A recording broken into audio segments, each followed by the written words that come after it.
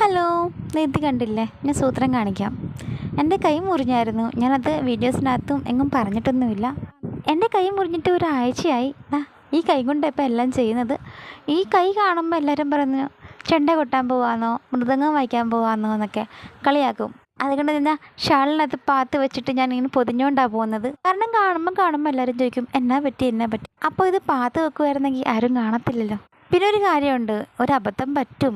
എത്ര അറിയുന്ന ആൾക്കാരാണെങ്കിലും നമ്മുടെ ഒരു കൈ ഒതെങ്കിൽ നമ്മുടെ ഒരു കണ്ണ് തെറ്റിപ്പോയാൽ അബദ്ധം പറ്റും. ഇതിപ്പോൾ എനിക്ക് എങ്ങനെ ഈ അബദ്ധം പറ്റിയെന്ന് ഞാൻ പിന്നീട് പറയാം. കാരണം ഞാനിപ്പോൾ ആശുപത്രി പൊയ്ക്കൊണ്ടിരിക്കുക. കുറേ ഡീറ്റെയിൽസായിട്ട് പറയാൻ തുടങ്ങിയാൽ കഴിഞ്ഞാൽ പിന്നെ പറഞ്ഞുകൊണ്ടിരിക്കും.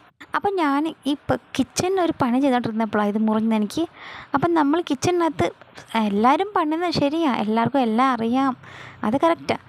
പിന്നെ ഒരു കാര്യമുണ്ട്, എത്ര സൂക്ഷിച്ചാലും വരാനിരിക്കുന്നത് വരാതെ പോകത്തില്ലല്ലോ, അത് വന്നിട്ടേ പോകത്തുള്ളൂ. അങ്ങനെ എനിക്ക് കൈ മുറിഞ്ഞു. എന്നാൽ ശരി, ഞാൻ ആശുപത്രിയിൽ പോയിട്ട് ഡ്രസ്സിങ് ചെയ്തിട്ട് വരാം. ബൈ.